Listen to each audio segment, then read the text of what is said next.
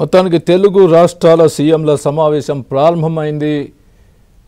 ఈ విభజన సమస్యల పరిష్కారానికి ఎటువంటి పరిష్కారం లభిస్తుంది, ఈ సమావేశం ఏ విధంగా జరుగుతుంది, పూర్తి అప్డేట్స్ మా ప్రతినిధి నర్సింగ్ లైవ్లో అందిస్తారు.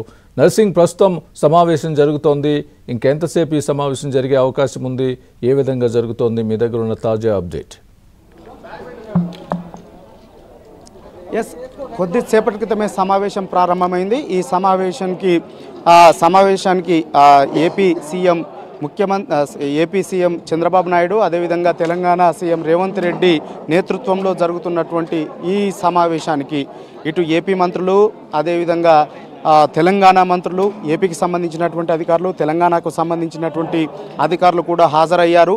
రెండు రాష్ట్రాలు ఇప్పుడు ఉన్నటువంటి 9వ షెడ్యూల్లో ఉన్నటువంటి 23 కార్పొరేషన్ల మీద రెండు రాష్ట్రాలకు ఉన్నటువంటి అభ్యంతరాలు ఉన్నటువంటి సంస్థలు, ఆస్తులకు సంబంధించినటువంటి విభజన పైన ఉన్నటువంటి పేజీలకు సంబంధించి సమగ్రమైనటువంటి సమాచారంతో వారికి ఉన్నటువంటి ఇరు రాష్ట్రాలు ఆయా అంశాల్లో ఉన్నటువంటి ఆ అంశాలపైన ఉన్నటువంటి అభ్యంతరాలు ఏంటి అనేటువంటి దాన్ని సమగ్రమైనటువంటి నివేదికలతో సంపూర్ణమైనటువంటి సమాచారంతో రెండు రాష్ట్రాల ముఖ్యమంత్రులు వచ్చారు.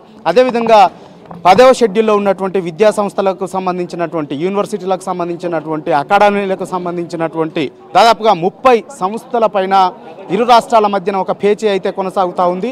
ఆయా సంస్థలు ఏంటివి, ఆయా విద్యా సంస్థలు ఏంటివి, ఆయా సంస్థలపైన రెండు రాష్ట్రాలకు ఉన్నటువంటి అభ్యంతరాలు ఏంటి అనేటువంటి ఒక సమగ్రమైనటువంటి రిపోర్ట్స్తో, నివేదికలతో, సంపూర్ణమైనటువంటి సమాచారంతో కూడా రెండు రాష్ట్రాల ముఖ్యమంత్రులు, అధికారులు ఈ సమావేశానికి వచ్చారు. ఈ 10వ షెడ్యూల్లో దాదాపుగా 30 సంస్థలు, విద్యా సంస్థలపైన రెండు ఆస్తులకు సంబంధించి, ఉద్యోగుల విభజనకు సంబంధించి రెండు రాష్ట్రాల మధ్యనైతే పేచీ కొనసాగుతూ ఉంది. అందులో తెలుగు యూనివర్సిటీ ఉంది, మహిళా యూనివర్సిటీ ఉంది, అగ్రికల్చర్ యూనివర్సిటీ ఉంది, అంతేకాకుండా తెలుగు అకాడమీ ఉంది, ఫారెస్ట్ అకాడమీ ఉంది, పోలీస్ అకాడమీ ఉంది. వీటికి సంబంధించినటువంటి ఆస్తులపైన, ఉద్యోగుల విభజన పైన కూడా ఒక వివాదము, పేచీ అయితే కొనసాగుతుంది. హయ్యర్ ఎడ్యుకేషన్ కావచ్చు, ఇంటర్మీడియట్ బోర్డుకు సంబంధించినటువంటి ఆస్తులపైన, అదేవిధంగా సిఐడి కార్యాలయం హెడ్ క్వార్టర్లో ఉన్నటువంటి సిఐడి కార్యాలయానికి సంబంధించినటువంటి దానిపైన కూడా రెండు రాష్ట్రాల మధ్యన ఒక పేచీ అయితే కొనసాగుతూ ఉంది.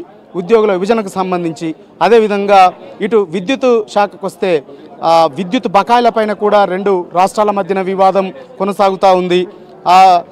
దాదాపుగా తెలంగాణ తమకి 6,700 కోట్ల రూపాయల బకాయిలు, విద్యుత్ బకాయిలు ఉందని చెప్పి ఏపీ వాదిస్తూ ఉంది. కానీ తెలంగాణ మాత్రం తమకే 17,000, మొత్తంగా 22,000 కోట్లు బకాయి ఉంది ఏపీ. అందులో 6,000 కోట్లు తాము చెల్లించాల్సింది పోతే మిగతాదంతా కూడా సుమారుగా 16,000-17,000 కోట్ల రూపాయలు తమకే తెలంగాణ బకాయి ఉంది, ఏపీ బకాయి ఉంది అనేటువంటి వాదనని ఇటు తెలంగాణ ప్రభుత్వం చేస్తూ ఉంది.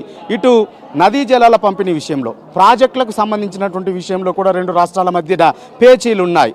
ఎస్ఎల్బీసీకి సంబంధించి కావచ్చు, పాలమూరు రంగారెడ్డి ప్రాజెక్టుకు సంబంధించినటువంటి దానిపైన కావచ్చు, భీమా కల్వకుర్తి నెట్టంపాడుకు సంబంధించినటువంటి ప్రాజెక్టుల విషయంలో కావచ్చు, కొత్త ఆయకట్టు స్థిరీకరిస్తున్నారు కాబట్టి సో వీటిని కొత్త ప్రాజెక్టుల కింద గుర్తించాల్సి ఉంటుంది. కాబట్టి వాటి డిపిఆర్లను సమర్పించాలని చెప్పి నదీ యాజమాన్య బోర్డులకి అభ్యంతరాలని ఏపీ పదే చెప్తా ఉన్నది. అదేవిధంగా తెలంగాణ కూడా ఏపీ నిర్మిస్తున్నటువంటి రాయలసీమ ఎత్తిపోతల పథకం పైన అభ్యంతరాన్ని చెప్తా ఉన్నది.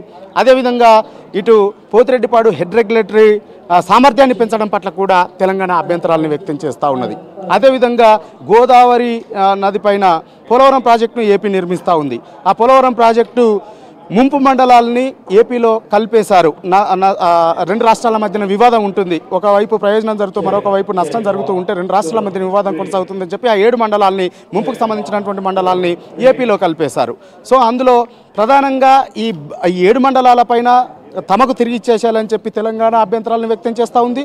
అందులో ప్రధానంగా 5 గ్రామాలు, భద్రాచలం రూరల్ మండలానికి సంబంధించి 5 గ్రామాల పైన అభ్యంతరాలను వ్యక్తం చేస్తూ ఉన్నారు. ఆ 5 గ్రామ పంచాయతీల ప్రజలు తీర్మానాలు చేస్తూ ఉన్నారు తాము తెలంగాణలోనే ఉంటాయని చెప్పి. సో ఆ గ్రామ పంచాయతీలని కూడా తమకు ఇచ్చేయాలని చెప్పి కోరుతూ ఉన్నారు 7 మండలాలతో పాటుగా ఆ తెలంగాణ ప్రభుత్వం. సో వీటిపైన కూడా ఈరోజు సమావేశంలో చర్చించేటువంటి అవకాశము ఉంది. సో ఈ విధంగా నదీ జలాలకు సంబంధించినటువంటి విషయంలో, విద్యా సంస్థలకు సంబంధించినటువంటి విషయంలో, ఉద్యోగుల విభజనకు సంబంధించినటువంటి విషయంలో రెండు రాష్ట్రాల ముఖ్యమంత్రులు సమగ్రమైనటువంటి సమాచారంతో వచ్చారు. ఆ ఎజెండా ప్రకారం ఈరోజు సమావేశంలో చర్చించబోతా ఉన్నారు. గతంలో ఏమేం సమావేశాలు జరిగాయి, ఎన్ని సమావేశాలు జరిగాయి, ఆ సమావేశంలో 2 రాష్ట్రాల మధ్యన జరిగినటువంటి చర్చలేంటి, పరిష్కారమైనటువంటి సంస్థలేవి, కార్పొరేషన్లేవి, ఇంకా పేచీ ఉన్నటువంటి 2 రాష్ట్రాల మధ్యన